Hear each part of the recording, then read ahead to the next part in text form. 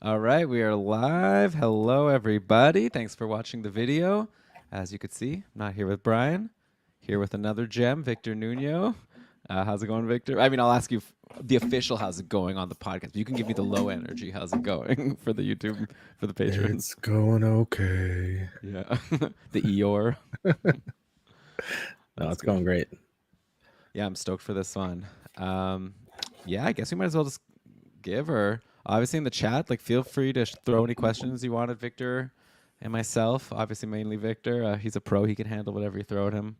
So let's just go. We'll see. I have to take a break around. I have to do an ad break at one point. I'll say like 8:40-ish. I'll like just do a quick one. I just have to. Okay, let's start the show. Yeah. Oh, by the way, Victor, we're on the same network now. Fantasy Hockey Podcast Network. Oh, So right. Yeah. you must be used to reading these DraftKings about football. We Which I don't read know them why. separately. We don't read them during the Oh show. yeah. But yeah. I just want to like finish recording and then upload it, and I'll like be in the bedroom with everyone asleep, so I can't be recording something. But yeah, it's pretty funny how it's like all football related. It's like they're paying us. You'd think they would take someone just write a hockey. I could write it for them. But anyway, Yeah, okay. but football pays a lot. Here, do you have a place? Because I don't have access to. Can you give me access to maybe edit this document? Because right now I'm only able to suggest, and I'll add some of these questions Oh, yeah. because Jaber's asking, is Marco Rossi still elite? Which is Okay, so I'll just There you like go. make a small list No, of things. does that work? Okay, maybe refresh the page. Yeah, you should have. All right. Okay. Elon questions. Oh, it's still like under suggesting. Oh, editing. Should be mode. editing. Okay. I don't know what it's doing. Do you see my Yeah. thing here that I just wrote? Oh, Yeah. okay. Oh, it's got this weird green thing around it. I don't know what's happening. Anyway, whatever. I don't care. Well, you must have, if you click on the top right, you might be suggesting as opposed to editing. Okay. Suggesting. It was editing, but I'm changing it back to editing. Okay. Oh my God. I'm messing up the sheet.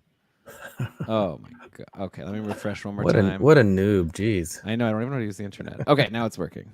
All right. I think it was a bug. This is a Google Sheets bug. Or Google Docs. All right. J Brew. Is Rossi still elite? Okay, then Elon. Did I get a steal with Tolo Pillow? Okay, those are my two post Calder questions so far. But yeah, you could throw more in the chat. All right, let's do it. Yeah, John, it's your fault. It was because of your Rossi question that I had to show myself to be not so tech savvy here. Hopefully my employer doesn't watch. Okay, here we go. Yeah. Oh, Kyle. I'm wondering which of the breakout Calder candidates also have good bangers upside. Calder with bangers. Kyle D. Okay, got it. Okay. Yeah! Yes! Welcome, everybody, to another episode of the Keeping Carlson Fantasy Hockey Podcast, the longest running fantasy hockey podcast in the world, hosted by a guy who's a genius. I totally called the Calder winner from last year. No big deal. Yeah. I also called... Oh, man. Sorry. I also called Moritz Seider. I don't know if you recall, a couple of years back. So I'm feeling pretty good. We'll see how it goes this year. But, of course, with me...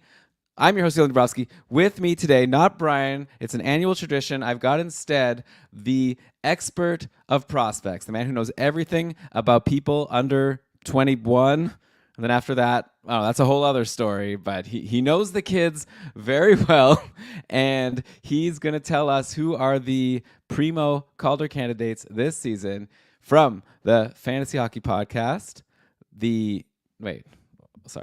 From the Fantasy Hockey Life podcast, Dauber Prospects Report, writer for Elite Prospects. I can't even keep up with all of your credentials. It's Victor Nuno. Victor, how's it going? It's going great, Elon. You did good getting most of the way through all the credentials. Yeah. I see here on your label here on the StreamYard, it says the Fantasy Hockey Doctor. Is that a self-appointed description for yourself, title? Yeah, well, since I am actually a doctor, so I just thought that would be fun. And someone made a cool little logo for me, which is what I use on Twitter X. And yeah, so that's self-appointed though for sure. That's cool. I mean, it is actually pretty handy. Sometimes there's like an injury, and then I ask you what you think of, like, before the official diagnosis comes out. And usually you're pretty good at giving comments on just like, oh, it could be this, depending if this happened, if that. So that's handy too. So he does it all. So stoked to have Victor back on the show. I'm really always excited to do the show with you every year. Yeah, basically, I think what the format is going to be is we're going to look at Calder candidates. And I guess the discussion will be both in terms of what we think these players will do next season, but also we discuss from a dynasty perspective, like which of these players you're like especially excited about long term. The way we like to sort of structure this conversation is Victor looks up some odds from some site, some gambling site. Not that we're recommending gambling or anything, but it's a nice way to structure it where he's going to go from the players that I guess the Vegas odds makers have decided are the most likely to win to the least likely, and Victor will give his thoughts on like who's a good bet, maybe a bad bet, like what does Vegas have right or wrong, and then afterwards Victor will give his list of like who he thinks are the most likely to win the Calder, and I'll throw some silly questions at Victor along the way, and then maybe if there's still time, we'll talk about maybe from some second-year players. Like, again, I guess I don't know what your cutoff is, but around 22, 23. What would you say? When does someone stop being a prospect? Like, I assume Adam Fantilli is still a prospect. Is Marco Rossi still a prospect? Like, how do we decide when someone's not a prospect anymore? Well, there are definitely different variations on what people consider that. I mean, there's the 200 games played breakout that a lot of people consider. That's kind of what Dauber and a lot of people have used. So a lot of people will consider it up until then. Some, different leagues will say 82 games or 100 games, or some are as low as 40 and some are as much as, 240 or whatever. So there's lots of variation. We try to keep it around, that 200 games played mark, because that's a pretty good indicator, unless they're for sure like a legit already NHLer and there's no looking back, because some guys have 20 to 40 games split over 3 seasons. It's hard to really consider them graduated at that point, right? Yeah, that's fair. Though at the same time, I guess I get what you're saying also, like someone like Connor Bedard, like is it even worth ranking him with other prospects? Right. He's already like a star in the league at this point. It's like, let's move on, talk about some players that are a little bit unestablished. So maybe it's more of it's like a prospect, you know it when you see it, maybe is the answer. So, but these guys will all, of course, be prospects because these are the Calder candidates. So unless you have anything you want to sort of give as a prelude, I'm ready to go on my end.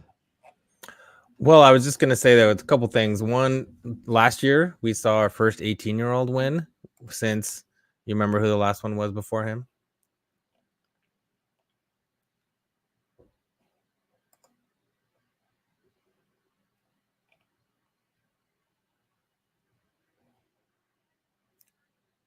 Did you mute yourself? Oh shoot! I was muted. That's why you weren't answering. I thought you were just like being all funny with. No, Okay, sorry. Oh, sorry. Oh man, is it McKinnon? Yes. Yeah. Okay. Yes. Yeah. It's McKinnon. I was just thinking of someone who played his first season after being drafted and won. Yeah, it's pretty rare to have that. So that was, and then the last time we had a back-to-back 18-year-olds win, I don't think you'll guess this one. Oh, okay. Yeah. So I'll trust you that I won't guess it and just let you tell us. Yeah, it was 1990. Never. It has never happened. Oh. So you're saying that it's very unlikely that Celebrini is going to take it this year? He's the 18-year-old. What's Michkov, 19? Well, yeah. Well, I'm not saying that, but I'm saying that it would be historic. It would be the first time ever. So that would be cool. I mean, we'll get into it, but he has a pretty good chance, right? Yeah, I mean, most people I've talked to, not to spoil everything, but seems like it's like Celebrini and Michkov are like the top two, kind of flip a coin between them. Then I guess there's some dark horses after that, but I guess we'll get your takes, of course. By the way, I am wearing my Sharks jersey here. Not that I'm necessarily have any anything riding on Celebrini, though I am in my new dynasty league that I drafted. I do have Askarov and also the other two Sharks goalies from that are, at least for this year, in Blackwood and Vanacek. I know the last time I talked to you, I think you stated on the podcast, I am not a Sharks fan. Stop calling me a Sharks fan. So I can't tell you that I'm doing this for you, but I am repping a couple of potential Sharks Calder candidates here. I guess Askarov could be a Calder candidate. Well, I guess we'll see how. I'm sure you'll bring him up. But I guess, yeah, it's pretty exciting about the 18-year-olds. You would think these generational guys. Like what happened with, McDavid? That was silly, right? Well, McDavid got injured, and then Panarin got the Calder. And Panarin was what, 24 at the time? 25? He was 25. He was really old. Yeah. Come on. All right. I mean, Panarin's has been incredible, so I guess you can't exactly go and be like, oh, Panarin didn't deserve it. So okay, maybe it's Right. fine. It would have been weird if like that year that Michael Bunting was nominated. That would have been like a pretty ridiculous one. I forget who won that Yeah, I year. think it was who was it, like Makarov won one year when he was like 28 or something, and that's why they made it younger. But still, Panarin was clearly much older than all the 18, Yeah, it's 19 just year such a olds. difference. Someone who's played like professional hockey in Russia for like 5 years versus like I guess next year might maybe a Nikishin from Hmm. Carolina is probably going to be a high end Calder candidate. Maybe he'll have the best. I wonder if you could bet anywhere on like 2025 or 2026, I should say, Calder candidates because I feel like that would be a good bet to make right now. Someone who's already like winning KHL Player of the Year, feel like he'll have a better Yeah, chance. go make that But bet. okay. Okay. So let's do this. Let's start at the top. Like, who do you want to talk about first? Well, yeah, we can talk about the odds. And so what we always do is we break it down by the odds, and we'll kind of talk about them in order of the odds. But then I also have my own rank, and so we'll say what my rank is as we go down. Most of them are pretty similar for the first few, and then it kind of separates out towards the end. But yeah, so top odds you already mentioned Matvey Michkov plus 350, so slightly better than a few of the other guys that are after that. Okay, yeah, Michkov. I mean, I recall people in his draft when Bedard went first overall. A lot of people were saying not like Michkov higher than Bedard, but like talking about them in a similar conversation. And the reason why Michkov fell was, of course, the uncertainty of like, oh, if Montreal drafts him, would he like refuse to play there? Like I don't know. There was like conversations like that, and also just the idea that people were gonna have to wait. Like it was a big surprise when it turned out that Michkov is gonna play next season. Like how? Like I'm leaning like obviously I'm excited for this conversation for you to sway me one way or the other, but I'll tell you right now I'm coming to this conversation pretty convinced that Michkov is going to be my pick and someone that I'd be pretty stoked to if I was going to bet, if I was a betting person, he's the one I would put some money down on. What do you think about Michkov coming into this his rookie season a lot earlier than expected?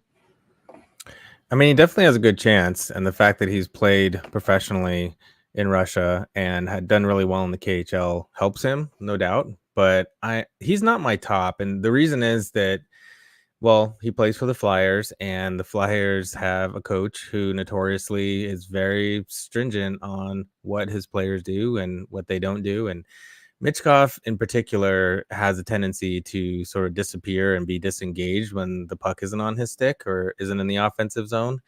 And Torts is not going to like that. So I worry that he's going to get healthy scratched, benched, pushed down the lineup, taught a lesson, all Oh that kind man. of stuff. And Don't you so think Danny Briere is gonna just be like, dude, please, just for this one guy? I drove to the airport.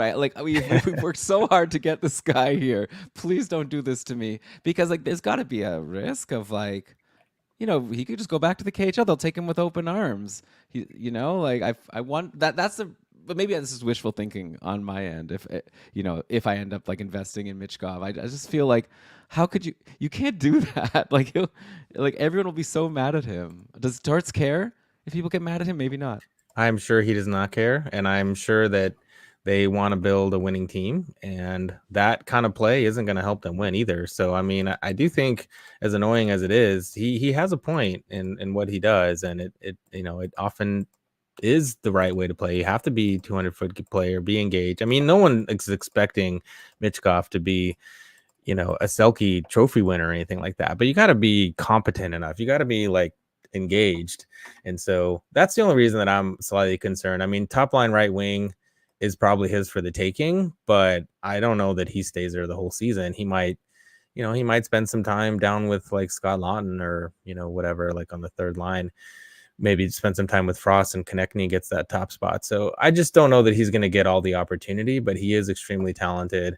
And I think he's going to have a good season. And I think Flyers fans should be really happy because he is an exciting player. And I think the future is very, very, very bright. I'm just not sure that even though he's played the KHL game, that he's going to have, what some people are saying, like 70, 80 points. That would require top deployment and opportunity all season. I'm just not sure that he has that. That's fair. Okay, but just to make sure that we're on the same page here, let's say we had a crystal ball. Torts loves him. Like let's say it turns out that Torts does love him, then what's the upside? Like, if he gets the same treatment that Bedard got in Chicago, do you think that 70-point upside in a Calder like eligible season is there? Or do you still think like he'll need a couple of years to really establish himself at that level? If Torts loves him, he gets top line, top power play pretty much all season. He's point per game player plus. Wow. Even in his first season. Yeah, because of all those things you said at the beginning, he's already been stellar in the KHL and knows how to be professional goalies. So, yeah. I mean, it's tempting, right? But of course, yeah, you're banking on Tortorella. That's always a risk. Okay, so he's not our number one, so it'll be fun to find out who it is. I mean, I guess there's the obvious option, which I'm assuming you're going to get to right now. Yeah, the obvious option is the second best odds, and that's Macklin Celebrini, and he's plus 400 along with Logan Stankoven. And I have him number one just because, man, he is so good, and he has proven it at every level. And even though he is going to be really young, and I mean, he barely turned 18 before the draft. I mean, that he's really young for this draft cycle, but he's proven it at every level. That NCAA season he had was bananas. I mean, you're talking like Jack Eichel, Paul Kariya level of production. And I think the thing that helps him in San Jose is that he was going to get all that opportunity. First of all, he's a way better 200-foot player already than Matvei Michkov, and probably ever will be. And the Sharks, they have tons of opportunity for him to slot in and obviously play lots of minutes and be really good. And obviously he's never played against pros, so there's a little bit, potentially against him, but he's going to get all the time on ice. He's got, some decent wingers now to play with, and there's no reason to punish him for anything because the Sharks are going to be bad. They don't expect to be good. So just throw him out there all the time. There's going to be no benchings, no lessons or anything like that. Like, he's just going to get tons of opportunity. The only question is, can he actually, do that? Because I think right now Michkov probably is more talented, but the situation is better for Celebrini, I think. Interesting. Okay, so then let's say we were in a dynasty league and you had the choice between the two. So you don't care. Let's say you don't care about next season. You care about 3 years down the road. Is your answer still Celebrini there? Or at that point has Michkov, whatever, had enough time to impress the coach enough to get his prime deployment? Well, I think that kind of depends on team and league context. But the fact that Michkov is a winger and the upside, in terms of pure points, is probably higher. If you're just looking at that, then that might be Michkov. That might be the better fantasy asset. But if you have like face-off wins and, we're in a league that has takeaways and things like that, I think it might be Celebrini still, because I think that there's not a huge drop-off in points upside, and he does a lot more of those other categories. Interesting. And, I would say, Celebrini's going to get more opportunity in terms of ice time, but then I would like to say, but like his quality of line mates. Like, I think of Bedard last season playing with whatever Kershaw, but actually look at the San Jose lineup. Like, this is not so bad. Like, they have Toffoli, then they have like Eklund and Granlund and Zetterlund and, like Will Smith. Like, obviously these are like a lot of young people. And then like, I guess Granlund and Zetterlund are a little bit older. Well, Granlund's a lot older. So, but I mean, these are names that actually, because you look at Philly, it's not like the names are like so incredible there either. Like, you have Travis Konechny, who obviously is probably, like, at least for now, better than anyone that Celebrini's going to play with next season. You have Owen Tippett.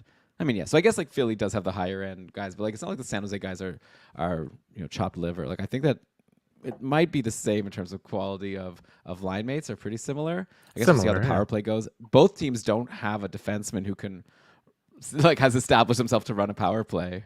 So I guess that's going to be interesting on both teams, actually. Like San Jose, I've heard people rumbling that is it like Jake Wallman time to run PP1? I don't know if you have a prediction there. In Philly, like, who's it going to be? Drysdale finally establishes himself. Cam York. What are your predictions? I know this is like getting off to the topic here. I'm just curious. I'm asking everyone I meet on the street, who are going to be the one defenseman on these teams? I definitely think it's going to be Wallman. I mean, the other options I don't think are very inspiring. He's the most competent NHLer that they have, and I think it'll be him. And then in Philly, I just don't think it's going to be Drysdale. I think it's going to be York and maybe Zamula. But I think York has really come a long way, and it's interesting comparing those two, York and Drysdale, because they were similar in their pedigree and draft time. Well, York was a little bit lower, but I think York has really developed way more than Drysdale has. And so I think that it might be him. Interesting. Okay. Well, maybe some upside there, especially for people who are really excited about Michkov. Obviously, if he's going to get a lot of points, then a lot should come on the power play. All right. Let's go to the rest. There's still some really, like, this is a crop as I look through the list. I feel like in some other years, like, these are people who could be potentially considered. Like, I guess, like, now these past couple seasons we have Bedard, so no one else had a chance. Though I recall you were tweeting out being like, Brock Faber needs some consideration. But like this year, I mean, everyone's talking about Celebrini and Michkov, so we kind of forget about the others. But I look down this list and like these are some guys I'd be really stoked to have in my dynasty leagues. So I guess who's next to discuss? Yeah, so next I have Logan Stankoven, who's plus 400 right with Macklin Celebrini. And Stankoven, he's one of the few on this list that has a pretty decent NHL track record already, because he killed it in the AHL, got called up at the end of the season, had a 48-point pace in the regular season, and then he was even better in the playoffs, although not point pace wise, but he was pretty incredible. They were putting him out there for really important faceoff draws in the playoffs. They were leaning on him, and he was really killing it. So and then with Pavelski retiring, there's a pretty plum spot for him with in the top line, potentially even top power play. So I like this a lot for Dallas and for Stankoven, just because this is one of the best teams in terms of a rookie candidate that we're going to talk about. They're a contender, and so they have the best. He has probably some of the best, if not the best, line mates to play with of any of the guys we're going to talk about.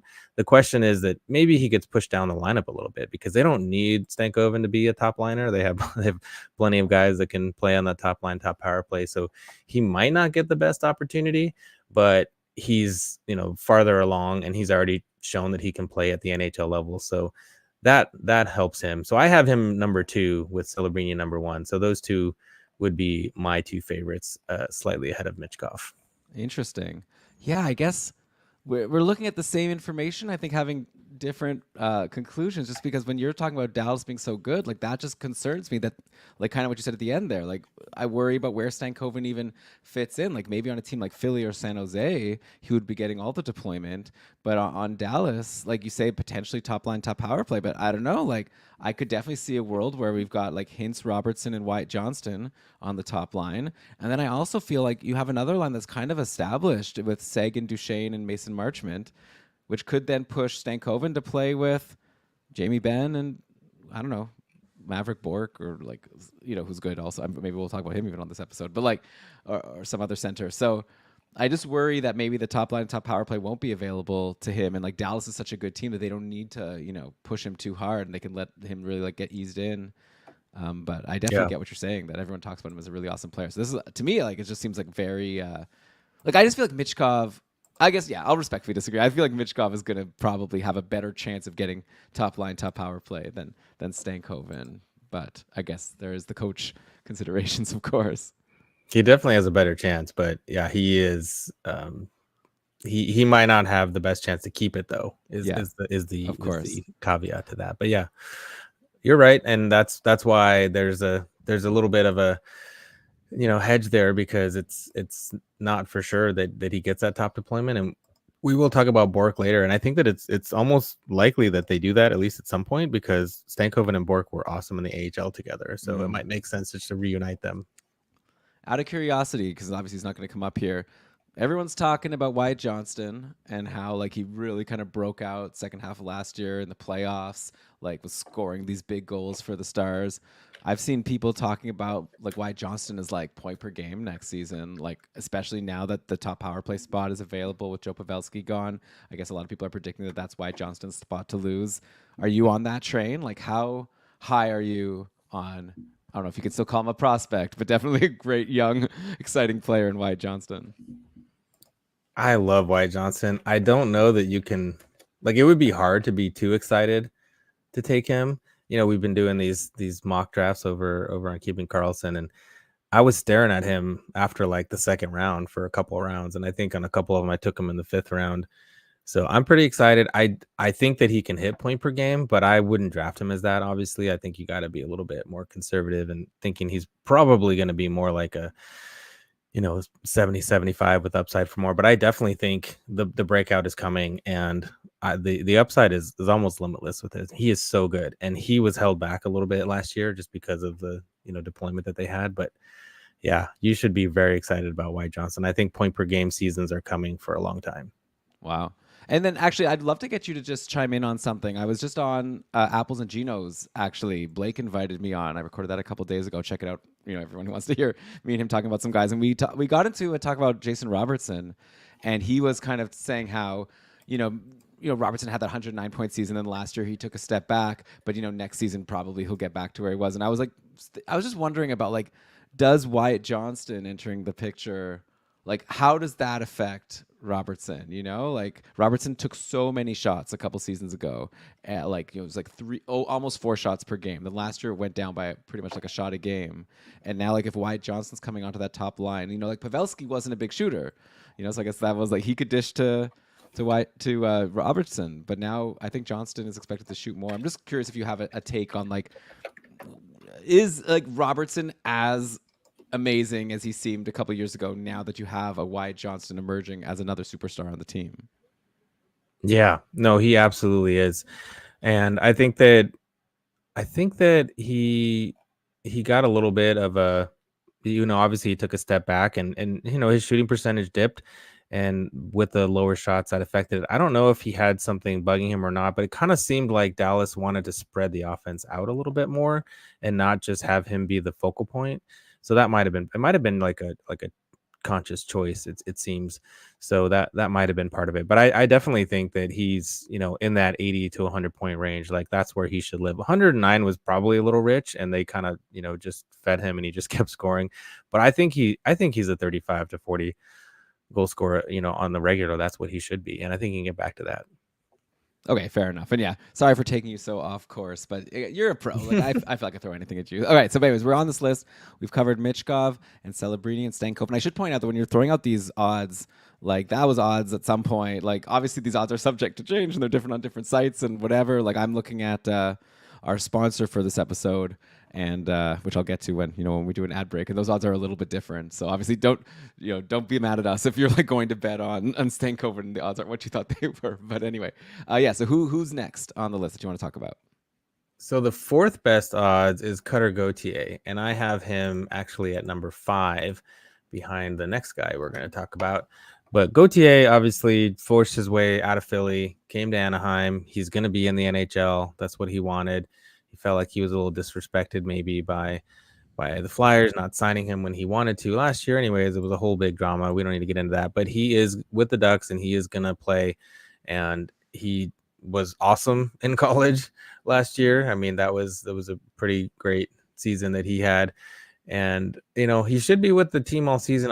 There is a chance with Gauthier that they send him to the AHL for a little bit. And I guess that's part of the, maybe a little bit of hesitance here. I don't know that his spot with the Ducks the entire season is guaranteed.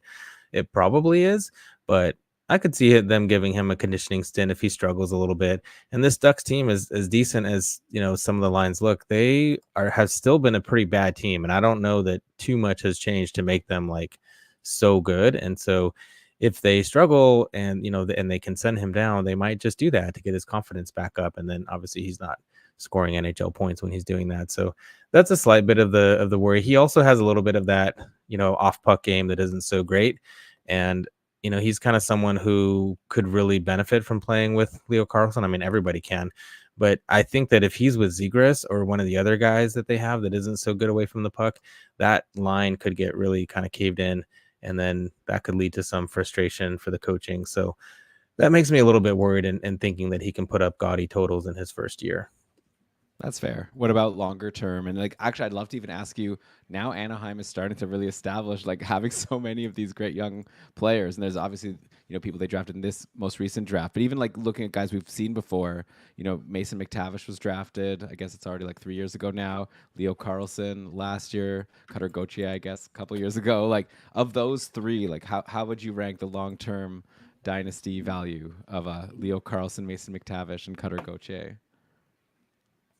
Well, I think the best fantasy asset is going to be Gauthier, just because Leo Carlsson is an awesome real life player, but he might suffer from a little bit of that, just putting him, like, giving him lots of difficult defensive zone assignments and things like that, just because he's so good. He's kind of like a little bit like Barkov light, where they're just going to give him all the most difficult assignments, so he'll still score.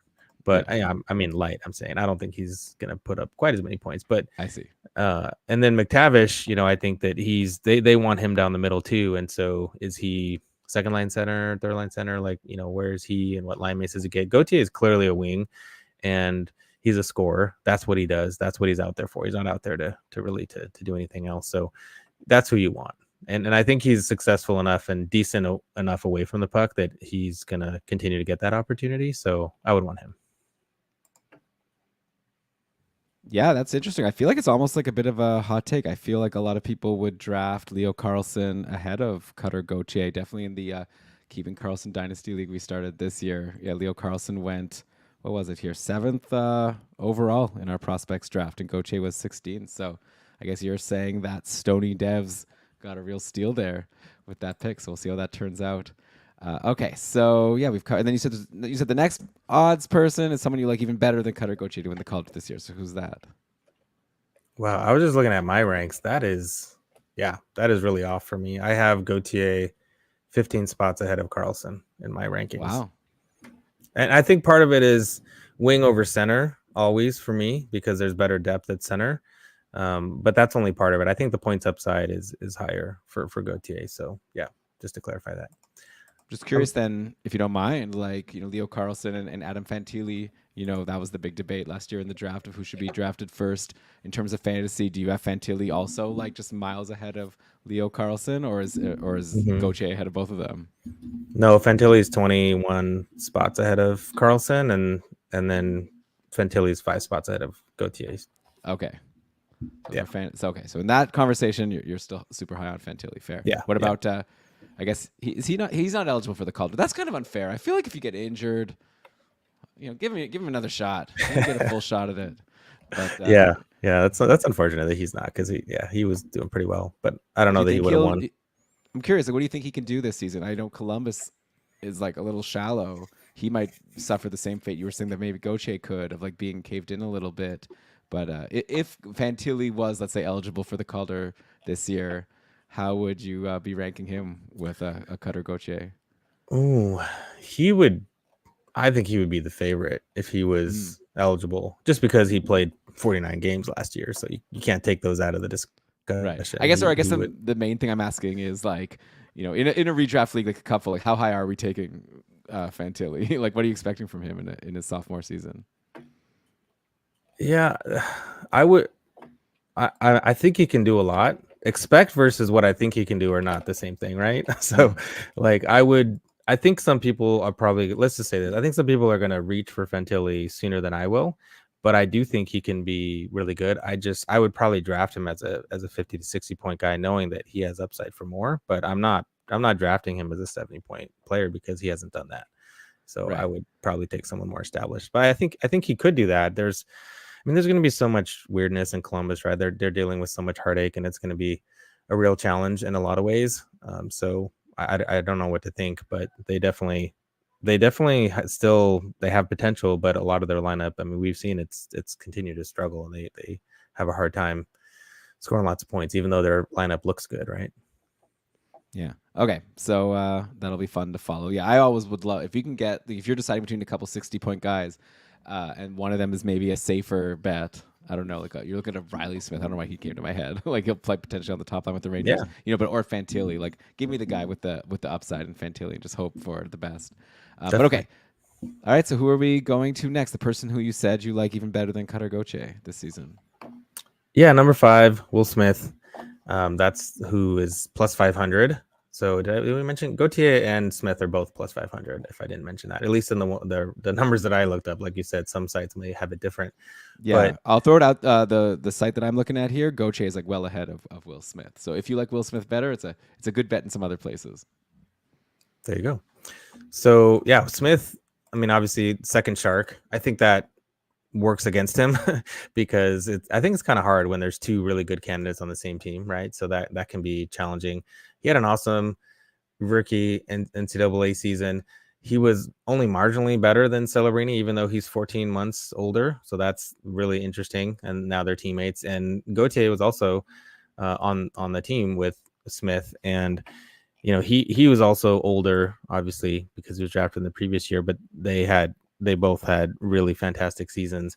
So I think you can't discount what Smith did. I think what's interesting here between Smith and Celebrini is that Smith is kind of like we were just talking about with Gauthier. He's the all offense guy, right? So he's the guy who's going to get all the offensive deployment, guaranteed, power play time and all the offensive zone starts. Whereas Celebrini, they're going to throw Celebrini out there whenever, doesn't matter, up, down, defensive, neutral zone, offensive zone, whatever. So he'll get more time on ice, I'm fairly certain, than Smith. But Smith is going to be out there in all the key leverage offensive spots. So that's what you want long term. That's why I think long term Smith is probably a better fantasy asset than Celebrini, just because I think his points upside is more, and that's what you have him there, is to score. He's not the best defensively. But I think between the two, they might end up just canceling each other out, and then it might be one of these other guys winning, just because I think it's going to be hard if there's two Sharks in the final three for one of them to win. Don't you think? Split the vote. Right. I don't know. I'm trying to think of when that's happened before. Oh, sorry, 1 sec. I think my dog's at the door. Okay.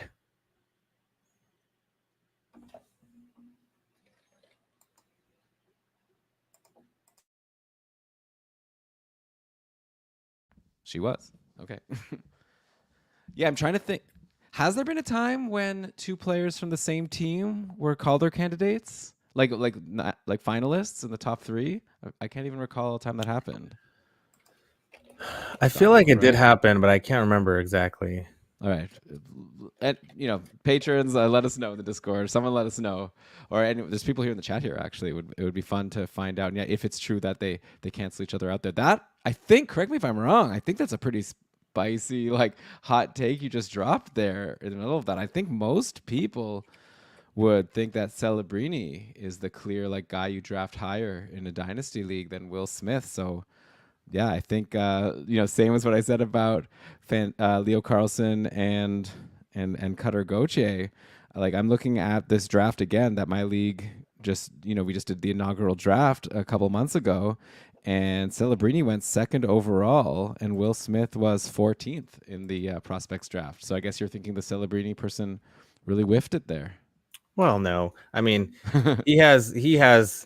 I mean, it's floor versus upside, right? The floor of Celebrini is really high, and the ceiling is high as well. The ceiling on Smith is maybe slightly higher, but the floor is lower because Smith reminds me of Mark Scheifele. Really excellent offensive player, doesn't care as much about the defensive end, but he's so good that people tend not to really care. It's like, whatever, don't worry about it as much. Whereas Celebrini, he could be like Crosby, point per game plus and all around just great at everything. So in the end, on some seasons, those guys are similar, and sometimes one, might be more than the other. So I think it's floor versus ceiling, and it kind of depends on how they're used. The fact that they're on the same team is going to be weird too, because they might just get used in certain ways, depending on which wingers they get and how they could feed off each other. Obviously, they should be on the power play together. So it's going to be interesting to see that evolve over time. Okay, Patrick Kane and Jonathan Toews. Yeah, there you go. They'll be. I guess I'd rather Patrick Kane. I have said that before too. I've made that comparison, and yeah. So usually you want Kane, which would be Smith in this example, but yeah, it's not a perfect example because they're both centers, and I think they're both going to be centers. It's possible that Smith slides to the wing, but they should be both centers. So that might Crosby, be a little, Malkin. Yeah. Okay, I don't know. I'm just throwing out names now. This will be really fun to check back in. I should go back and even listen to the old episodes we've recorded over these past few years and see how things have shaped out. Is there any, out of curiosity, obviously I don't put you on the spot, is there any take from 3-4 years ago at this point has kind of been fleshed out that you're especially proud of? I guess on the flip side, also it'd be fun to one where you really regret. Is there anything that sticks with you at night where you're like, I crushed that one? Or I tend not to think about that. I think that the ones that keep me up at night are the ones that I whiffed on. That's for sure. But yeah, I mean, we could look back, and in this document that I have, I have all the notes from all the previous episodes. So we could do that. Okay, well, how about this? I'm gonna go to a quick ad break, And then while I do that, you can look through and see if you find anything interesting. So we'll be back in just a sec. You're listening to Keegan Carlson with Victor Nuno. All right, so I'm just going to just rock through this ad super quick. Okay. So I apologize. Okay. Just easier. Okay. It's so silly. Okay, it's silly. Just like I'm going to be doing football stuff. Okay. TD, Tutty, taking it to the house. Whatever you call a touchdown, they matter more at DraftKings Sportsbook, an official sportsbook partner of the NFL. Ready to place your first NFL bet? Try betting on something simple like a player to score a touchdown. Or, since this is a hockey podcast, you could also bet on hockey. They have that too. Even though there's no hockey games on, you can bet on, hey, why not the Calder trophy, which we're talking about right here. I'm looking the odds that I was referencing before. Yeah, I'm seeing... and obviously line's subject to change, all that, but Mitchkov at 450, then Celebrini also 450. They're tied here. So if you have a hunch, you can grab one of them. Stankoven next, the Gauthier next, then Will Smith. It's fun. You can look down the list. There's some names that I kind of like, even like at the crazy odds. So it's really fun. I was betting on the Calder. It's always a thing I if I'm going to make a bet, it's going to be on the Calder race. I feel like that one is a little bit more wide open. But yeah, score big with DraftKings Sportsbook. Maybe you'll do a touchdown dance of your own. DraftKings Sportsbook, the number one place to bet touchdowns. Download the DraftKings Sportsbook app and use code THPN. That's code THPN. Stands for the Hockey Podcast Network. For new customers to get $250 in bonus bets when you bet just $5 and get 1 month of NFL Plus Premium only on DraftKings. The crown is yours. Done. Okay. Ready to go? Yep. Yeah. All right. Sweet. Welcome back. I'm here, Elon Dubrowski, with Victor Nuno. We're talking Calder candidates. I put a question out to Victor before the break to look back through history and see which of his takes were especially good or bad. He's looking through a document as we speak. Have you had time to find anything interesting? Yeah. Well, a few years ago in the Lafreniere draft, that was an interesting one because remember that was the Kaprizov Calder. And he was third, and everybody was losing their minds over Alexis Lafreniere. And I did say that I didn't like his odds as much, and I had him ranked sixth.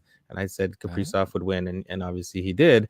I definitely whiffed on Juuso Välimäki, though. I thought he was going to. Oh yeah, I forgot about him. You were really high on Juuso Välimäki. Yeah, I mean he's turned it around, but he definitely wasn't what I thought he would be.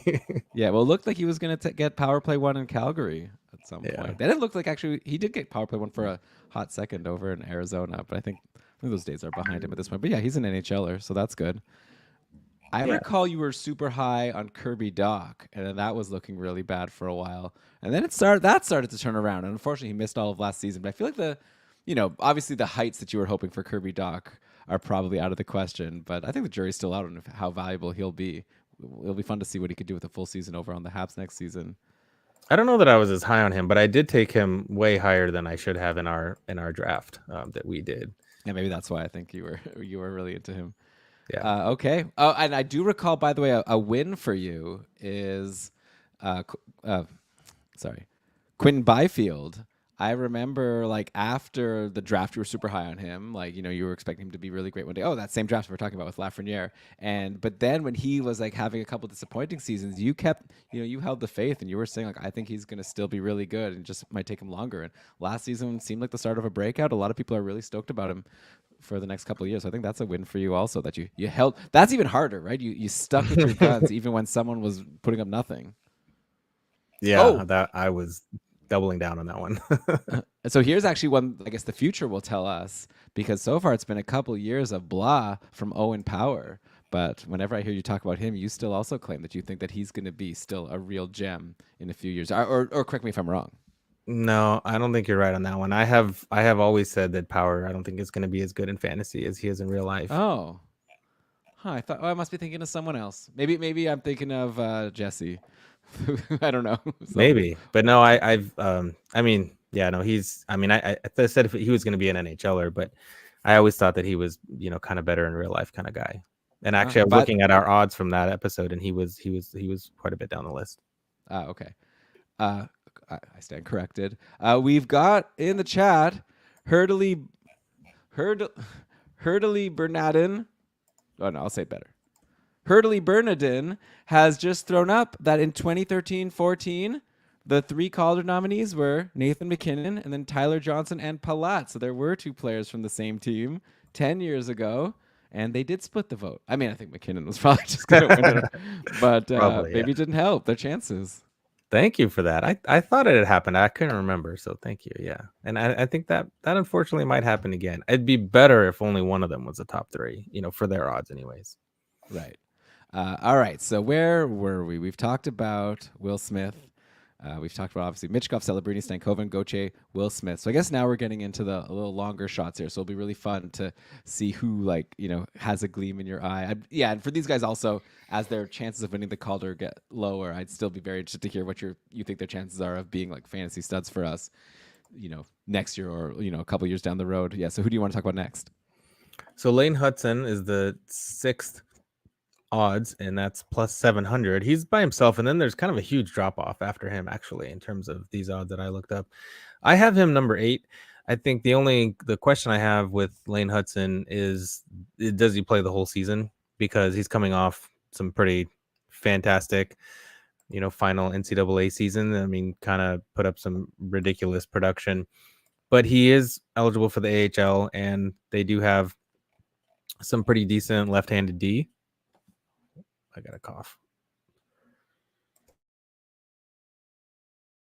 So they might send him down to the AHL, and that might obviously is going to hurt his value a little bit. But if you believe what's happening at development camp or rookie camp right now, then Lane Hudson is the next coming of Christ, because he's apparently doing some amazing things. And that's the thing with Hudson, is that he is insanely talented. The only issue is that he still makes some pretty miscalculations and some faux pas that lead to chances the other way. And so if he can clean that up and be at least average, maybe they can pair him with a pretty decent partner, and that will help him a lot. But I mean, I think he's incredible. It's just, does he play the whole season, and does he have the right partner to help stabilize him and give him that opportunity? I'm not so sure that happens at least the whole season. I kind of feel like the better thing for him, I know Habs fans are not going to want to hear this, but the better thing for him is to go to Laval and just kill it for half the season or whatever, and then come up when he's good and confident and has worked out some of those defensive lapses, maybe even the whole year, because I don't think many Habs fans would disagree, I don't think they're really contenders now. I think they're still a few pieces or a little bit away from that. And so what's the rush in bringing him up, so let him really fully develop. And so long term, I think Hudson is amazing, but this year I'm not so sure that it's going to happen. I wouldn't be surprised if it did, but I think it's maybe a year too early. Interesting. Yeah, I mean, the vibe I've gotten from the Habs, or I guess whatever people talking about the Habs, is like, even if they're not contenders this year, I think they want to like not get another top 5 pick. Like I think they want to like actually at least be playing meaningful games later into the season. And I guess though then I don't know if that answers though whether they should be playing Hudson right away or not, because maybe better too, like you say, let him develop and be ready to go right from the bat. But that's really interesting that you say the upside is really high, and it's more just for you a concern of like whether he's on the team. But do you feel confident? Like, do you think like if he's on the team, he's like bumping Mike Matheson from the top power play before the season is out, or do you think it's still at least a year away from that, something like that happening? If he's on the team, it would be crazy to have Mike Matheson on the top power play instead of him. Wow. Because that's what he does. He walks the line. He's incredibly creative in the offensive zone. Like, you don't have him on the team to not run your power play. That's who Lane Hudson is. That would be silly. It's like, it's like you have this Ferrari and you just park it in the garage all the time. Like, why would you do that? Let it ride. Let him go up. Let him do his thing. That's his thing, is generating offense. So I think that would be silly. I know that Matheson is the seasoned veteran and kind of, quote unquote, deserves that spot more. But I think if you have Hudson on the team, you have to let him run the power play. That's why he's there. Interesting. Okay. And like long term, it sounds like you're like super high on Lane Hudson. Like, is he like right up there, like a top 5 prospect defenseman to you at this point? Like, I'm just curious to really get a gauge. Like, yeah, in this dynasty draft, he went 29th overall in the prospects draft. I guess in terms of here, I'll run it through you really quickly. The defensemen who were taken ahead of him: Luke Hughes, Artem Levshunov, Brock Faber, Alexander Nikishin, and of course the Bangers League. So obviously there's that context you have to consider. Pavel Mintyukov, Brant Clark, David Juracek, Zeev Buim, and yeah, then Lane Hudson. So do you think that was like everyone was like really sleeping on him, or is that like around where you think he belongs? I'm looking at my list right now, and I think you listed all the names that I would have taken ahead of him. Actually, I don't think you said Perek or Harley, and I have those two ranked ahead of him. Of course, this includes peripherals and things like that, which is not Hudson's bread and butter. So, Right. So that's what brings him down. But in a points only, I guess he'd be a bit higher. well, the other thing is what I said is that his upside is insane, like point per game defenseman, but the floor is a bit sketchy because he could end up being the Tyson Berry type, who is a liability defensively, and you just have out there on the third pairing top power play. I definitely think he's better than that, but he has to prove it, and he has to work on that. He has to get there, and he has shown pretty great improvement already. So I think he can get there, but he hasn't done it yet. So there's a little bit of just concern there, and volatility in that rank. So that's why I just looked at my defenseman rank, and I actually have him 10 because of that. Interesting. Yeah, Dumore was saying in the chat that he agrees with you and thinks that maybe for fantasy, Lane Hudson could end up like a Luke Hughes, which like last season, a Calder nominee, but for fantasy, not even that great because it was mostly just assists and then no peripherals. So I guess it depends on your league settings for how high to be on a Lane Hudson. Okay, I'm ready to go to the next prospect here, Calder candidate. Yeah, and I was just looking at my Fantasy Hockey Life player card, which has all the peripherals, which is pretty handy. And his shots are only 80th percentile in the NCAA, so he's not even a huge volume shooter, and his hits and blocks are both below average per 60. So he's definitely going to be more of a points only, and not even that great for shots. So that's what you have to consider for Hudson. I guess what we used to think of Quinn Hughes before, obviously, last season things turned around a little bit, especially with the shots. But okay. Yeah, I think early Quinn Hughes is definitely a reasonable comparison for Hudson. But I think Hughes was already better defensively than Hudson is right now. Right, like early Quinn Hughes in terms of like fantasy, but not in terms of like minutes. Like he was a number one pairing defenseman like right from the start. Right. All right, so who do you want to go to next? Let's do a goalie. Dustin Wolf is the first goalie. He has plus 2,400 in this that I looked at. I have him also at number 7. I think there's no goalie that has a better opportunity than Dustin Wolf because the Flames obviously traded Markstrom. Dan Vladar or Vladash, however you want to say it, has been inconsistent in his time there. And I think I think they want Dustin Wolf to play at least half the games. We're going to have to see how it goes, though, because his short stint last year didn't go so well. But things were really volatile for the team. He's been amazing at the AHL level. So I think they need to find out what they have in him. Is he really a hidden gem? Is he their future starter? They're going to play him a lot. He's got tons of opportunity, and it could go really, really well. It also could just blow up in their face. So I don't really know how it's going to go, but I think the world of him. I think if Calgary can just ratchet it down and play, reasonable defense, then he will show out to be who he is, which is a really good goalie. Yeah, I guess the thing that's really holding me back on Dustin Wolf this year is I feel like I'm a little bit traumatized. I'm getting deja vu from our conversation last year about Devin Levi, where it was like he's for sure going to get all the games. They consider him like their go-to guy. What can go wrong? I don't know. Obviously, that changed really quickly. I guess I do think I agree with you that Dan Vladar is less of a competition than UPL turned out to be. Though, of course, at the time, I recall you weren't like so into UPL. But anyway, I don't know. Like how I guess like you say, you're saying you're kind of covering both sides. You're saying that he should get the opportunity, but obviously he has to actually earn it and hold on to it. And if not, then they'll have to go to another direction, I guess. Yeah, I'm confident that he's going to get a longer leash than Levi because Levi didn't have the AHL track record that Wolf has. He had not. I think he had only played like 6 games or so, like a few games at that point. So he was much younger in his tenure there. So I think that was slightly different, but I understand the analogy. And yeah, UPL was kind of fledgling. He had some ups and downs, but he was also younger and I don't think he'd fully established his reputation yet. Kind of like I think Vladash is, at this point, clearly a 1B at best kind of guy.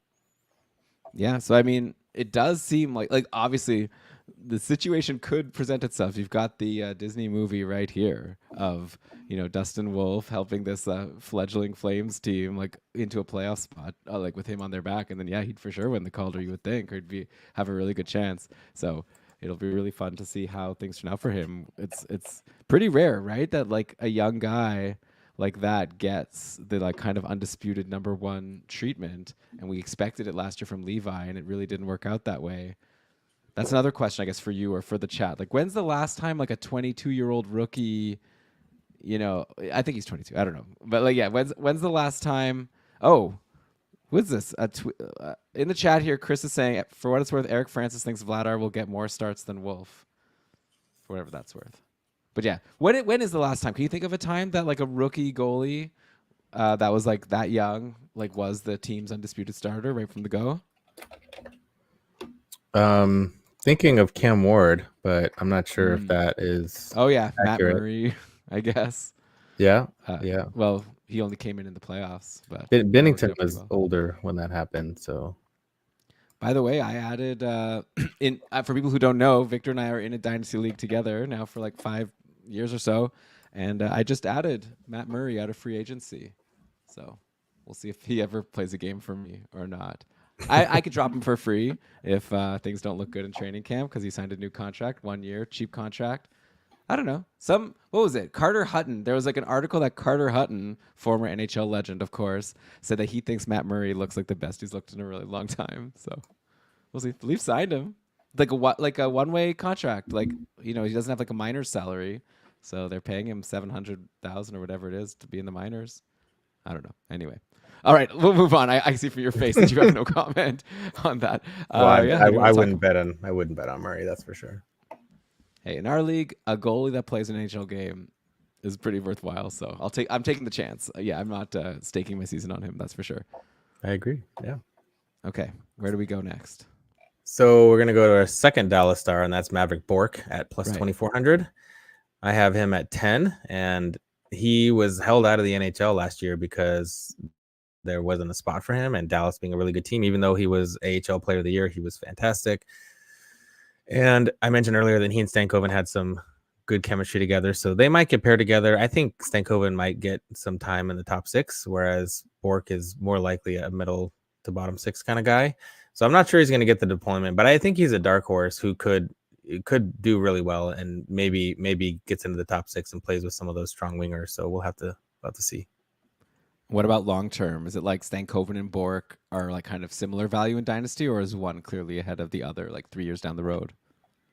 To me, Stankoven is much higher. I think he's better offensively, and Bourque, as good as he is offensively, could settle into be more of like a two-way center kind of guy, more of like a middle 6, just a two-way. And so I would definitely want Stankoven for that because he definitely has more offensive upside. I have them about 10 spots different with Stankoven being higher. Yeah, I mean again, I guess to bring up this draft, like Stankoven went way ahead. Stankoven went actually super high. He went 8th overall in that draft for prospects. This was, by the way, 100 games played cutoff. So when you said before about you were surprised Thomas Harley wasn't in that conversation, he was like not eligible for the defenseman. But yeah, Stankoven went 8th overall, and then Bourque was a lot later. Like so this would be, I'm doing some at 46th overall. So at least in this league, I guess I could have gotten Bourque a couple times, but I passed. So we'll see how that turns out. It's not too concerned from what you said. Okay, so no. Yeah, where should we go? Is there anyone else in this list that you think has a really good chance to win? You haven't really been saying, I guess so far. I guess just the fact that you haven't said. I guess you said Dustin Wolf. You never know. Lane Hudson, you're not so sure. Maverick Bourque doesn't seem too likely. I'm curious if there's any other like high odds guys that you think have a decent chance. Well, actually, my number 6 we have not talked about, but we have 2 more guys to talk about, and then we'll do that if that's okay. So number 9 is Rutger McGroarty, and so he forced his way out of Winnipeg, and now he's in Pittsburgh, and he has a really good chance just because he's going to be in the NHL, and he's probably going to be playing with Crosby or Malkin, although playing with Malkin isn't what it used to be. But if he could play with Crosby, that would be great because he's still great. And what helps him, I think, is that he really should be in the NHL all season, and he plays more of a rough and tumble kind of game, and I think that he's someone who should stay in the NHL all season. But they might also give him a little stint in the AHL to help build his confidence or whatever.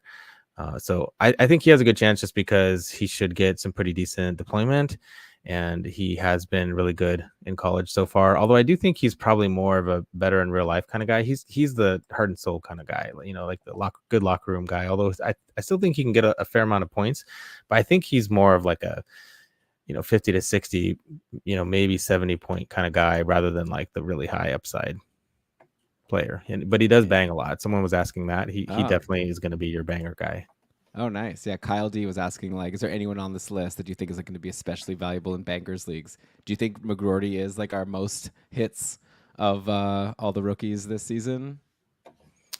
Well, I'd have to look at my numbers because that's why I do these cards, because I can never remember them all. But I think of all the guys we've talked about, he has more than most. Yes. I feel like with a name like Rutger McGroarty, how can you not get a lot of hits? It's just like sounds like a tough. It's like also Cutter Goche. If your name's Cutter, I feel like you got to be kind of tough. Otherwise, it just doesn't fit. Yeah, and Cutter does actually hit a lot too. Makes sense. Talking about him. Yeah. Yeah, so. Like Will Smith, he's like skinny. I saw Fresh Prince. He's not going to be a big hitter. Actually, I looked this up because I wasn't sure. Cutter hits almost twice as much as McGroarty. Oh, well, so there you go. Yeah, he's a cutter. Cuts you up. I guess. Okay, so McGroarty still decent for bangers, maybe some points upside. And yeah, I guess for him it's like he could be, but of course the younger version, like the Michael Bunting, right? Like he was a Calder nominee just because he played with Matthews, and so he just got a ton of points. So I guess theoretically, if McGroarty is playing with Sidney Crosby, good things could happen. But we'll see. Obviously, we'll learn a lot in training camp. We'll learn a lot throughout the season of like how high he can get in the lineup. Who do you think won that trade? But for what was his name? Brendan Yager for Rutger McGroarty, the Jets and the Penguins. Which player do you like? Well, I think it helps both teams, right? I mean, McGroarty wasn't going to play there, and sure, the Penguins get the better NHL now kind of guy. I think in terms of who has more fantasy upside, points upside, I think it's Yager. But the peripheral floor and the assuredness of being in the NHL is McGroarty. Interesting. Okay. So hard. I actually got a trade offer. I have McGroarty, and after the trade, I got an offer of Yager for McGroarty, and I declined. In our league? Not in our league, but a similar league. Yeah, my new league. Yeah, I probably would take McGroarty then too. So yeah, I'm not even trying to win now, but I do like the peripherals, and also I like his name. So. Gotta have him. Brian's my co-manager. He actually really loves names. Like, he wanted to name our team. We have like all these great players. We still haven't really come up with a team name. We're just called Brelon right now. But he was floating. We have Capo Caco, who we drafted like super late in the pro draft, and then we have Nicholas Caco, the goalie from Seattle. Mm-hmm. So he's pretty excited about naming the team something about Caco and Caco. But I feel like probably we could do better just in terms of the caliber of player. But if both of them want to break out and become superstars, then I'll be super happy to then, revisit that. I wouldn't do that. Are there any other players on the official odds list that you wanted to get to? Yeah, I just wanted to mention the last one, Yaroslav Askarov, who's plus 4,000. And yeah, that was an interesting trade, right? I mean, it sounds like from everything that we've heard, that Nashville may have had some better offers, but he wanted to go somewhere where he clearly could play in the NHL this year. And San Jose, it sounds like, offered him that or assured him of that. I'm not exactly sure what was said behind closed doors, obviously, but he wants to play and he thinks he's ready, and it seems like the Sharks thinks he's ready. I'm not sure that he plays enough games. Like, I don't know what he would have to do in a Sharks uniform to win the Calder. Like, he'd have to play, I don't know, 30, 40 games and win a lot of them, which seems nearly impossible for this Sharks team. So I'm not exactly sure. He'd have to have a Herculean effort for that to happen. But I do think he's a super high upside guy. And he's clearly, this is the one thing the Sharks did not have, was a goalie of the future. And now they have him, and he's super high upside guy. And he should be around when they're good, when all these prospects mature. So long-term, huge upside. This year, I wouldn't bet on him. but in terms of long term, you're saying like for prospect goalies right now, I feel like a lot of lists have Askarov and Jesper Wallstead as 1-2. Are they your 1-2 also, or is like a Well, Dustin Wolf in that conversation? no, they're 1-2, but Wallsted's number one with a bullet. Ah, he could win the Calder this year, though I guess he has to make the team. But Yeah, I have him actually at number 11 on my list, and that was one I was going to talk about because they didn't have odds for him. But I think he has a better chance because, well, A, he's a better goalie. Minnesota's a way better team, and the guys ahead of him are 40-year-old Marc-Andre Fleury and Gustafsson, who I think has a lot of potential, but he's been inconsistent. So if he has another season like he did last year, then Wallstead could step in and take them to the playoffs. And if he does that, that could be a Calder worthy season. yeah, well, not to be a shill, but our sponsor for this episode has a really long Calder list, and so you can check that out. Yeah, Wallstead's in there. It's not pretty What's good his odds. If you think he's gonna win, you could do pretty well. So yeah, so okay, so we're done with the list that you had of like the official odds. Now we get the victor list, and I guess you've already told us you've got Celebrini as number one. Let Mm-hmm. me try to remember this now. Let's see if I can do this off the top of my head. You had Celebrini number one. I think you had Stankoven number two. Then was it Michkov number three? Will Smith. Will Smith. Oh, Will Smith ahead of. Okay, come on. I'm still going Michkov. Should we, for fun? What if we make a gentleman's bet? Michkov versus Celebrini. If one of us wins, the other one sends the person a pizza. So does that interest you at all, or do you want to keep this strictly just chatting? Celebrini versus Michkov? Yeah. Loser buys the winner a pizza delivery. Sure. All right.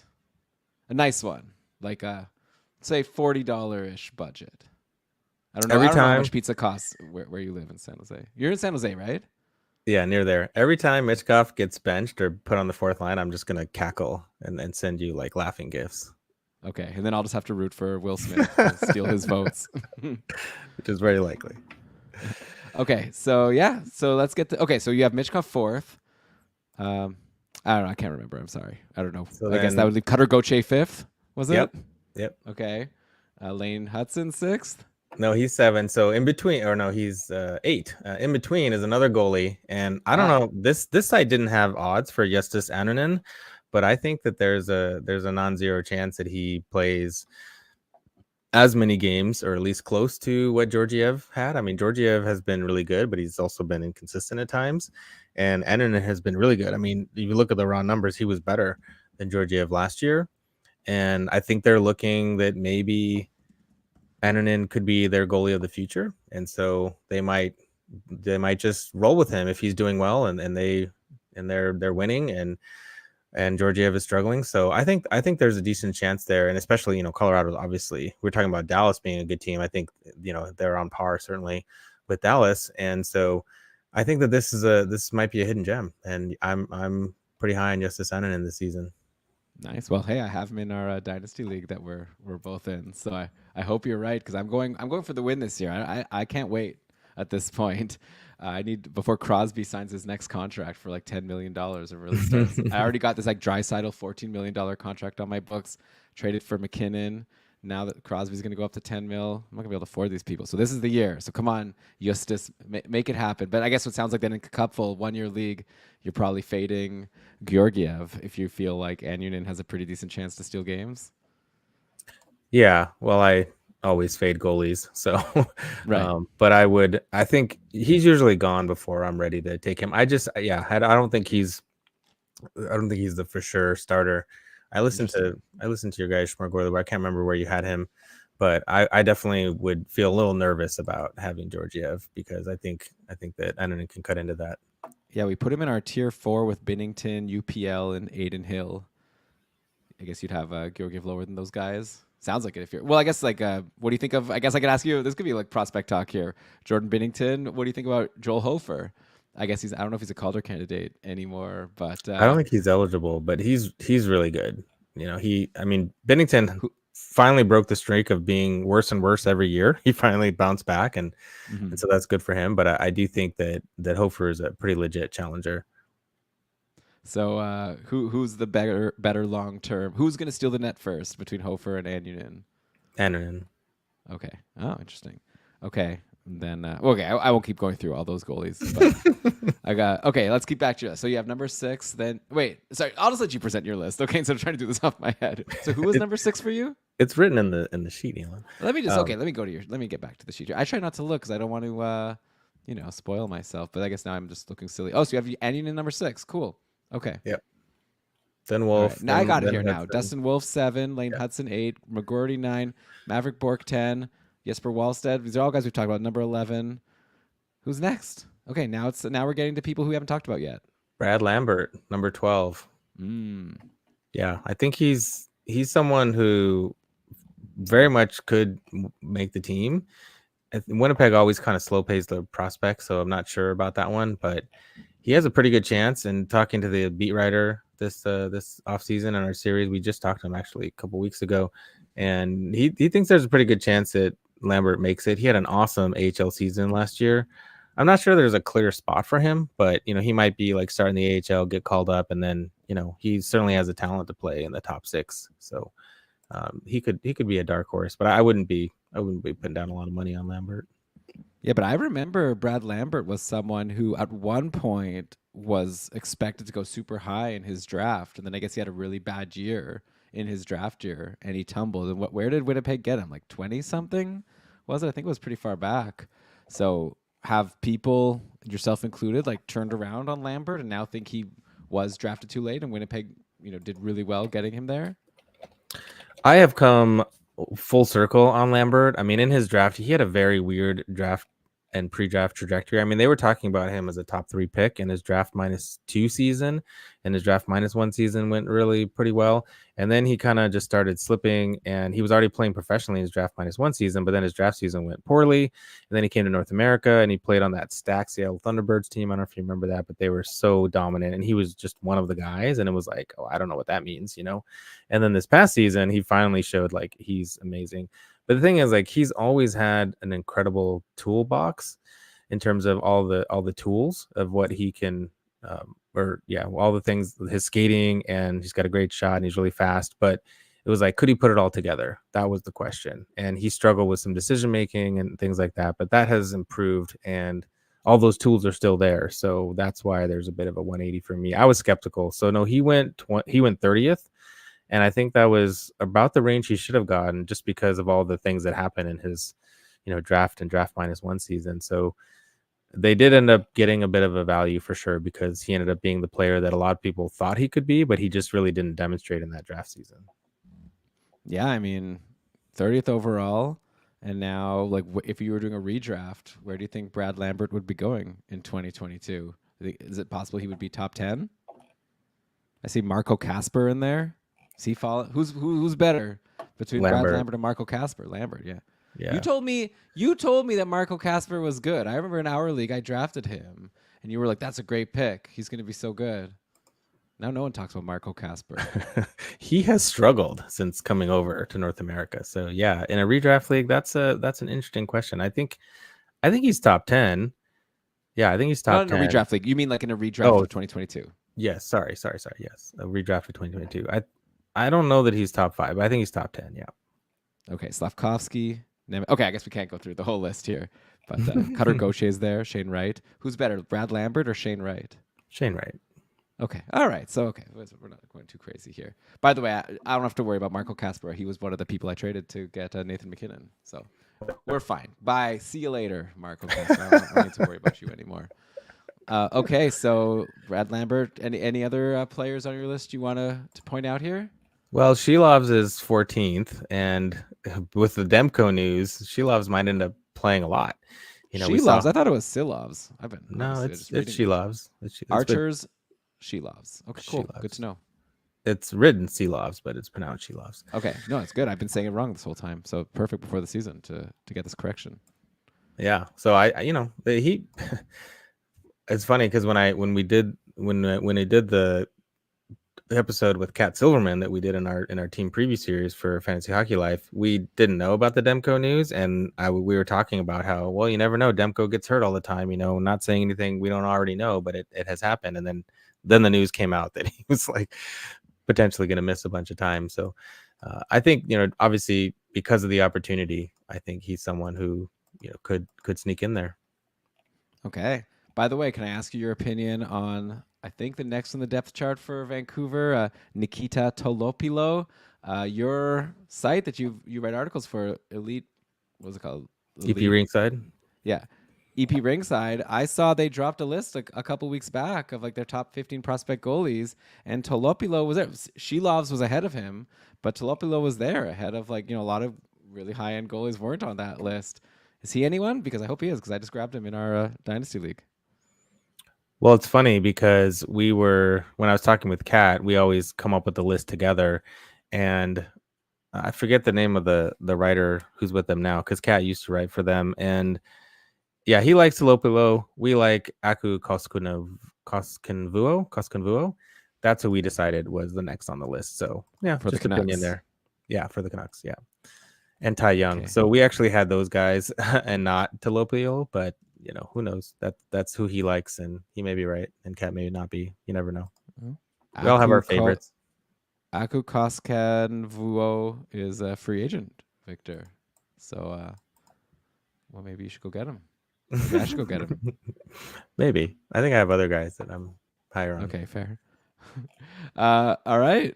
So she loves. Yeah, that makes sense. I mean, if Demko ends up actually missing time, I would much rather the Canucks starter than the Flames starter if they're both turn out to be Calder eligible players. So I mean, yeah, there's definitely a path there, and the Sharks starter also. So yeah, that'll be interesting to see. That'd be fun if there's like 3 rookie goalies being starters on their team. I definitely can't recall a time that that's happened since I've been watching hockey. Yeah, Who's next? it'd be fun. You got any? How many more are you thinking you want to get to? I can do this all day, but I know that you mentioned that your family might want you back at some point. So up to you when you want to. I'm down to go for as many as you want to go. We can do a few more. As in my usual fashion, I way over prepared. I have, what do I have? 37 names here, and we're on number 14. We could do lightning round. Just yeah, so let's do lightning round. So you could say your thoughts. I'll say one sentence, and then we go to the next one. So 15, I have Joachim Kemmel. Not convinced he plays on the Nashville Predators this season, but he was really good in the AHL for the Milwaukee Admirals last season, and he's definitely, if he plays, he's got a good shot. He can score. He should be valuable, but I don't know that he plays the whole season. Yeah, and even if he does, like I feel like that top 6 is pretty like spoken for in Nashville, so it'd be really hard for him to get a significant role. I guess the Maverick Bork concern there, maybe even the Stankoven concern, but obviously even to a bigger extent with Joachim Kemmel. Yeah, fair. And then 16, Marat Huznadinov, and he is someone who's been playing in Russia, and he plays for he's the Wild property, and so he looks like he's going to be ready. He looks like he's going to play bottom 6 for the Wild this season. There's no reason for him to be in the AHL. He came over to be in the NHL, so that's great. Obviously, people are hoping that the Russians get together, and obviously, if that happened and he played with Kaprizov, then that would be phenomenal. But I don't think that that's likely. He's also a little undersized guy. He's like 5'9", 5'10", but he's really physical and he's been playing in the KHL. So I think he can hang, but I don't think that it's very likely that he puts up a lot of points unless he clicks with Kaprizov and just, takes off. But that seems like unlikely. Right. So, okay, that's Marat Kuznetsov. By the way, as you go through these guys, can you also just like point out if you think any of them are like especially like maybe if they're not like great Calder candidates, but maybe like especially like high end dynasty guys Yeah. for you in the future? Like is Kemmel someone who you think should be ranked super high? No. Okay. So neither of them are super high, but interesting because their proximity to the NHL. And I would say Huznadinov is even much lower than Kemmel. But the next guy is 17, Josh Doan. He is someone that just breaks my brain and has really broken a lot of people's projection. He's Shane Doan's son, and he was drafted by the Coyotes. And when they drafted him as an overager, everyone was like, what? What are they doing wasting a second round pick on this guy? Well, he's pretty much done nothing but prove everybody wrong since then. And he's been incredible in the NCAA and then AHL.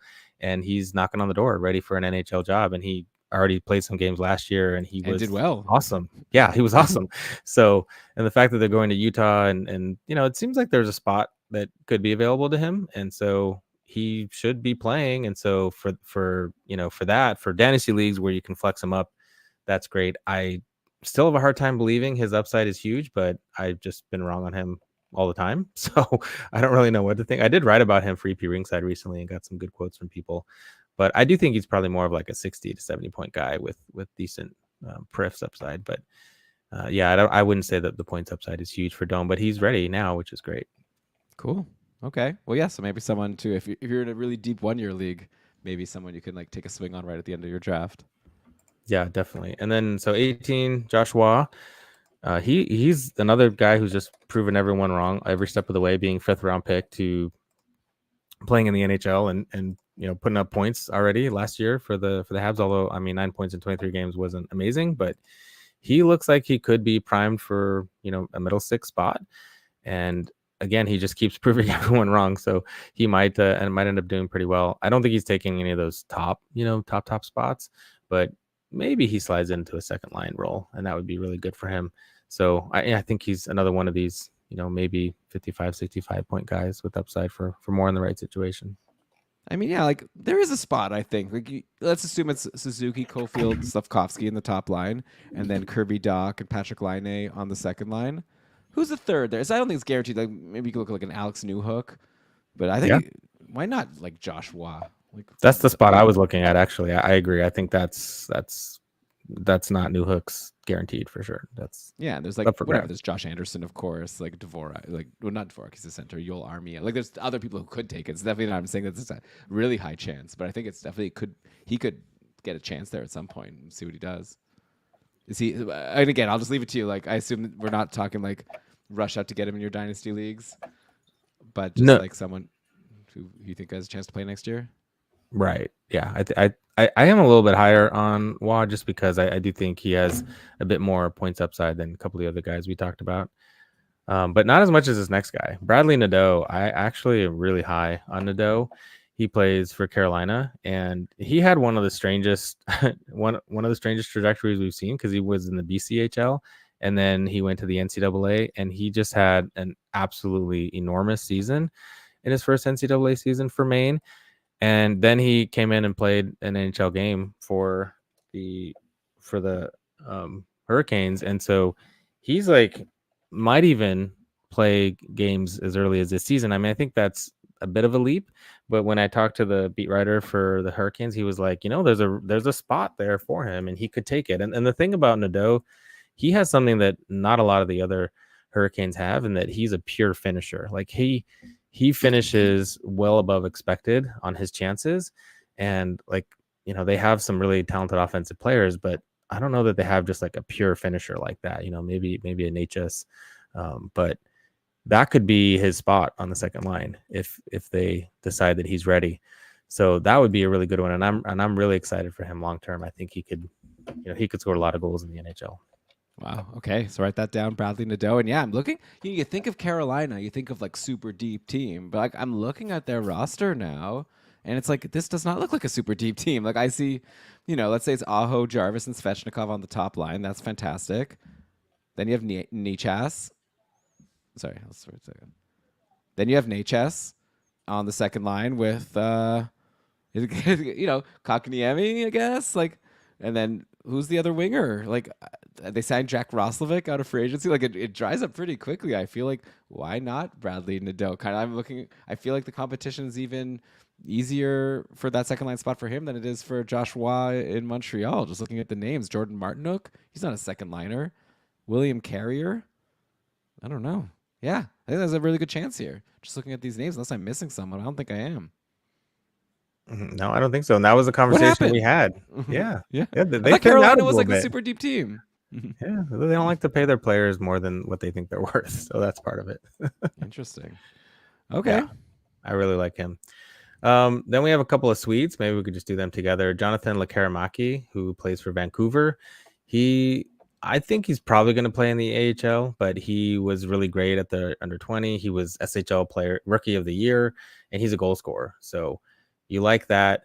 And then Ogren is the guy who plays, I think he's a better all-around player, but might be not as good in fantasy, but he plays for the Wild, and he looks like he's going to play this year for sure for the Wild. And so that he's got the opportunity, whereas Lekkerimäki has the goal-scoring upside. But Lekkerimäki's 200-foot game is severely lacking, in my opinion. So that might hurt him in terms of his opportunity to play full time with the Canucks. And the Canucks are really, they're a pretty good team, and they got a lot of spots spoken for. So I think it's gonna take him a minute to earn that opportunity. Okay, interesting. Yeah, I guess Lekaramaki is probably one of the higher end Canucks prospects, just because they don't have that many. Like, is there anyone else in the system that you like better than Lekaramaki at this point? Well, let me As just you look at scroll. my handy dandy ranks on Fantasy Hockey Life, because It's all there, by the way. Yeah, you it's definitely need all to plug there. everything. You have a lot of great tools that I've been using. You signed up, you got him. Yeah, Yeah, he's definitely at the top, and then I have him and Shilov's actually right near the top, and then right. it really thins out after that. What about Minnesota? Since you brought up Liam Ogren, like you talked about him, you talked about you talked about Kuznetsov. I also drafted a guy in that dynasty league. Oh, my dog. Okay. I also drafted a guy that in that dynasty league I was telling you about, Danila Yurov, like actually pretty high. Mm-hmm. Who do you like between those three as the long term? So I know, I guess you have Zeev Buim, but I'm like for forwards, who would you say is the top? And there's Wallstead. So yeah, the top forward prospect on the Wild.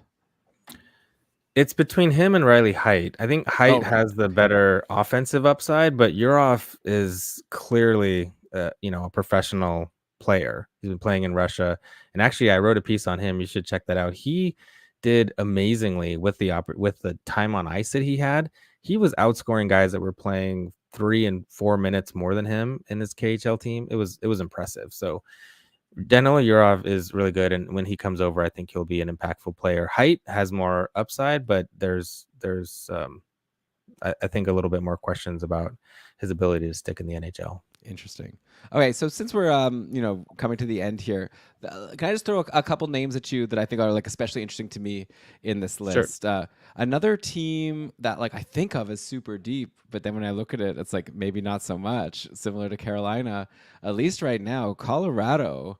Like I guess we'll see if Landeskov comes back, if Nichushkin comes back, then okay, maybe it's a separate conversation. But right now, I'm looking at their lineup. I'm seeing like Drouin, McKinnon, Rantanen. Okay, you have Lehkonen there, who's actually injured himself. Casey Middlestat.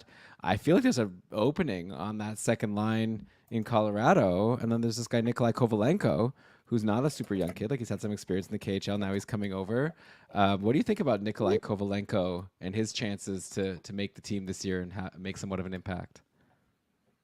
I think it's pretty good. We talked about him with our guest Megan Angley, who covers the team really closely, and he's definitely going to get the opportunity. There's no question. He already got some of that last year. He played a few games, but he ended up getting benched because of his lack of attention to some things. And so that's the issue, is that he will get the opportunity, but will he keep it? Now, he had, after that short opportunity last season, he had the whole off season and is going to have training camp to work on those things. So I think there's optimism that he will get there, but Bednar and the coaching staff is not going to stand for anything less than what they expect. So he's someone who could, slide down, and maybe they put, Wood or O'Connor or someone else in that spot.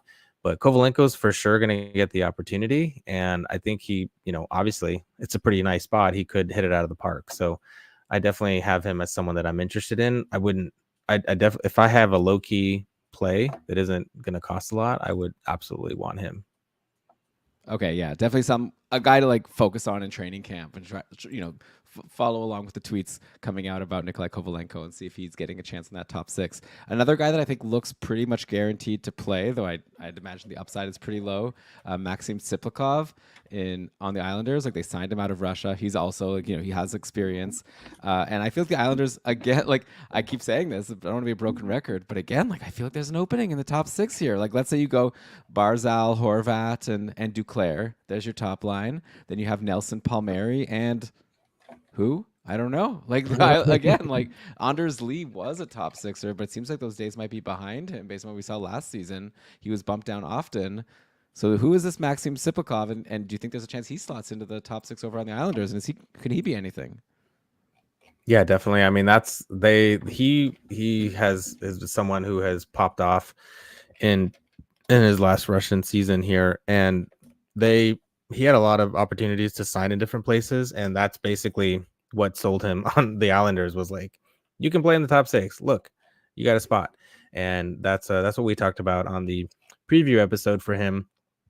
that he's guaranteed a shot at least at that spot. Will he stick there again? I think it's similar to the conversation with the Avalanche, but I think there's more of an opportunity, more likelihood that he'll stick in that top 6 spot than some of the other guys we've talked about, just because they don't have the depth on Long Island.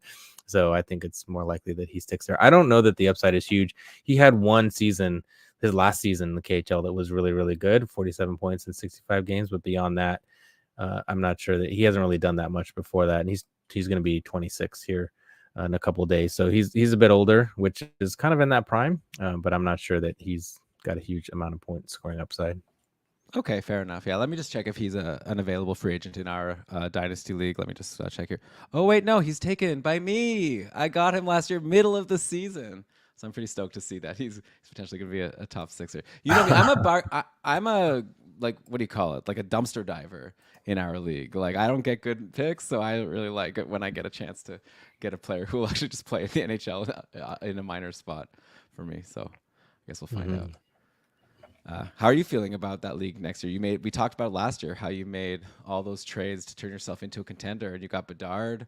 Like your team's looking like it's on the way up. You feel like next year you made the playoffs this year.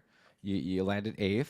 You got knocked out in the first round, but obviously that's what happened. I remember when Pittsburgh had Crosby, like their first year in the playoffs, they played the Sens, and the Sens knocked him out pretty easily in the first round. And I think it was the next year the Pens beat the Sens easily and went on a run. So do you think, are you the Pittsburgh Penguins now? You're gonna start your dynasty soon? I mean, I hope so. I mean, I think it's pretty impressive to go from 20th to 8th. So that was a huge win. And it's like, the locker room, the guys are fired up now. They know they can win. They know they can do it. But no, seriously, I think that I'm still probably a bit of ways. But I did make a couple trades. I got, some of my goalies are maturing. The Demko thing in that league is really going to hurt me because I have Demko. And so that's going to be a bit of a problem. But I have some of my other guys are maturing quite nicely. So I think I can make the playoffs and be competitive, but I don't think I'm really championship caliber quite yet. Okay. Well, we'll have some fun following along this year.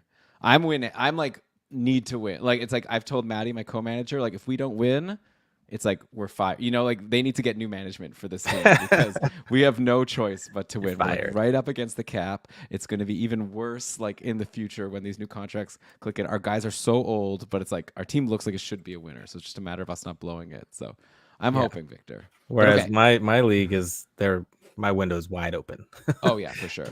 So soon I'm going to be like whatever, soon I'll be rebuilding and taking on your contracts or whatever for you in exchange for a pick or whatever building teams do. Well, that'll be fun. The role reversal.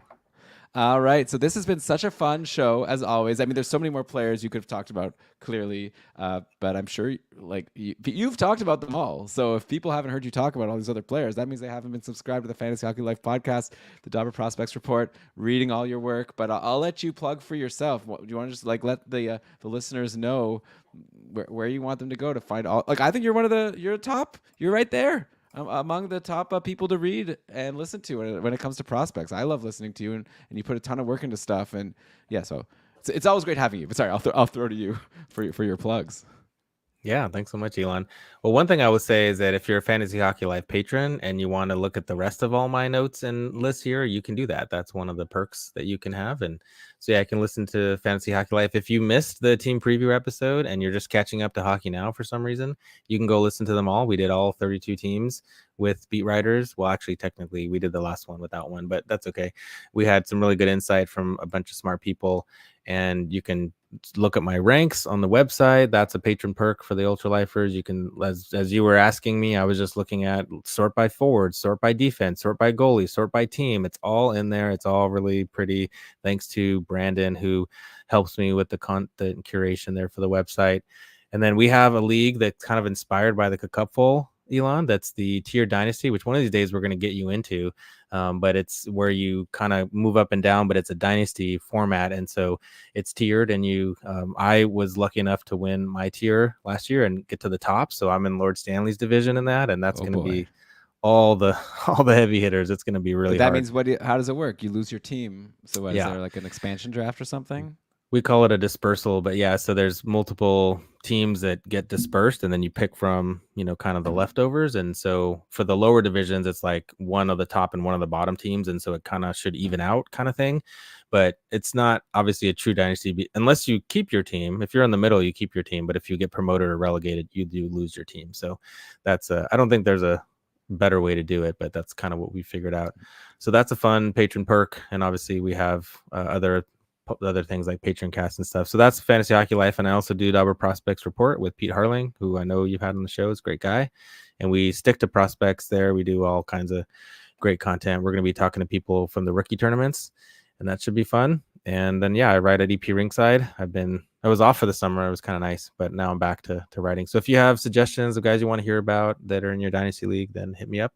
And you can follow me on Twitter at Victor Nuno12. And thanks so much, Elon. It's always a blast doing this. Yeah. So just get this straight. Like you're like a full-time doctor and you have young kids and you recorded interviews with beat writers for every single team and you're on like 2 podcasts and you write for EP Ringside. Do I have that right? Yeah. Look at this person. I know people ask me when do you sleep? When do you do other things? Sometimes I don't know, but my wife just walked in here and gave me a dirty look. So it's probably time to go. All right. Well, thanks so much for coming. Thanks everyone for listening. And we'll be back with another episode soon with Dom Luschichin. So make sure to subscribe to Keeping Carlson. See you, Victor, and good night, everybody. Oh, what do I say? Oh, wait. Oh, what to say? See you, Victor. And as always, if you're listening to this, you're about to play some fantasy. Do your best to invite some friends. Make sure that you're in a league where it's very inclusive and fantasy hockey is for everyone. See ya. All right. Boom. Thanks, man. Sorry, can you just wait 1 second? I'm just going to end the stream. Sure. And then, so bye, everyone. Thanks for watching live. And then